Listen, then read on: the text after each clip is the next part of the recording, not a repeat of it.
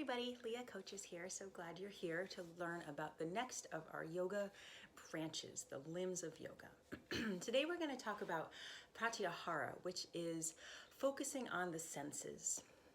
And it's sort of a tricky one. So some of the branches of yoga, like the poses, the asana that we've talked about earlier, are pretty easy to understand. We get to move in our bodies. We get to use our bodies in different ways. Pratyahara is looking at the senses, the way we take in information through our senses, what we smell, what we hear, what we taste, what we feel. And suspending some of those a bit to let us sit more in our present moment. And that really brings me to what I want to talk about today, which is mindfulness. Mindfulness is a word that gets tossed around a lot and can feel like it's a very complicated thing, but it's really not. It's easy to understand and hard to do, hard to implement in our lives. Mindfulness means being thoughtful about the moment that you're in right now. What are you doing right now? Not worrying about all that the past brings with it, not worrying about what's coming up in the future, but where are you right now? And the beautiful thing about mindfulness is it lets us be really present and thoughtful for the people and the things that we're around. So if you're having a conversation with a friend and your mind is wandering to think about what you're going to do after the conversation, or what you want to have for lunch, or maybe how your feelings got hurt earlier in the day because something happened with your little brother, these things take us away from the conversation and we're not really focused in on what it is that the person is saying, or even what it is that we're sharing to them. Mindfulness plays into this idea of multitasking. And many of us pride ourselves on being good multitaskers, or say that we're good multitaskers, and that's great. Do we need to juggle a lot of things at the same time? Sure. Maybe you're getting dressed in the morning while you're listening to mom tell you what your schedule is for the day, and you can't quite find your favorite shoes. That's multitasking. Maybe you're in the car and you have the radio on and you're listening and singing along to a song while you're coloring in a book of puzzles that you brought with you. That's multitasking. But in truth, what our brain is doing is switching quickly back and forth from one task to the other, toggling, if you will, between coloring, listening, coloring, listening, coloring, listening. And that's fine for things that don't really need or require our full focus.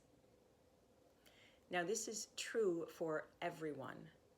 This idea that our brain can't do more than one thing at a time. This isn't this is a scientifically proven, this is true. So mindfulness helps us focus on one thing at a time. And I'm sure you've had those moments too. If you're maybe playing an instrument, you're practicing your violin, and you're so focused. Next thing you know, 20 minutes has gone by, and you've made such progress, and your focus was really, really narrow on that one thing. That's mindfulness. Now, we can also take it this step further to things that maybe we don't enjoy so much. So maybe you're doing your math homework and you really are not feeling it. But layering on this mindfulness, and the reason we practice it in yoga and practice mindfulness is so we can use this skill in times that we might not really feel it, then it might not come so naturally. So we're sitting, we're doing our math homework, and maybe instead of thinking about, oh, my socks are really itching me and I really want to be playing outside and how many more problems do I have to go, mindfulness encourages us to be thoughtful in that moment, to really focus on that problem, maybe to take a big breath in and a big breath out and settle into where we are right now, without the weight of last week's maths was so hard and I didn't do very well, or we have a test on this in the end of the week, I've got to get it right. When we worry about the before and the after, we miss what's happening right now. So Pratyahara helps us, is one way in to that idea of mindfulness. So let's look for a minute, and I'm going to share with you a practice with the sense of sound. So go ahead and find your comfy seat. Shoulders relaxed, sliding down, lots of space between the shoulders and ears. Let's take a couple good full breaths in and out. Not changing the breath at all, just settling in. And if even here you feel that pull of your to do or to want to do list, imagine for a second that there's a little table off to the side, like a little nightstand. And take your list and set it on that stand. It's safe there, it's protected, and it will be there when we're done.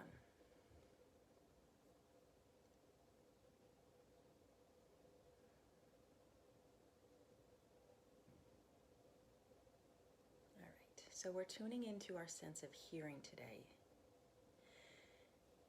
And with our eyes closed, if you're comfortable doing that, or gazes out past the tip of the nose, maybe make your vision sort of unfocused as we focus on our hearing instead. Listen to the furthest sound you can find. So really stretch out your ears, your sense of hearing. You don't need to identify what the sound is. Just notice what is the furthest sound outside your house, outside your space. Notice what you hear.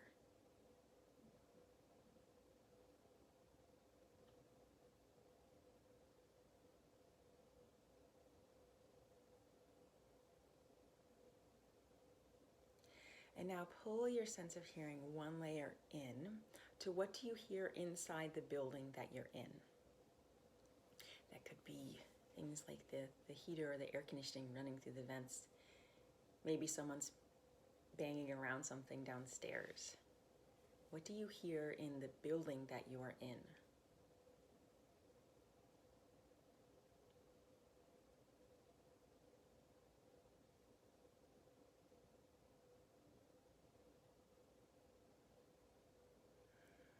And now pull it one layer closer. What do you hear in just the room that you're in? And if the answer is silence, that's okay. I encourage you to listen more fully. Listen deeper. Is there anything you hear in the room? And still the answer might be nothing, and that's okay.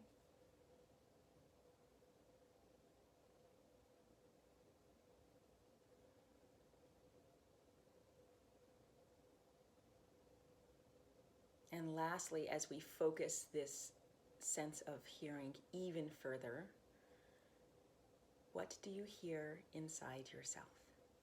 Inside your amazingly made body? Maybe your heart, your pulse, maybe the breath, maybe your stomach's growling for lunch. Maybe your thoughts rumbling around. What do you hear inside your body?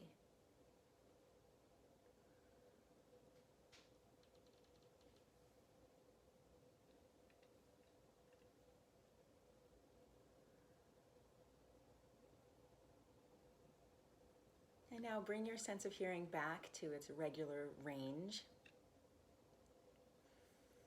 Maybe rub the hands a little bit on the legs to connect back to that sense of touch. And when you're ready, go ahead and gently bat the eyes open.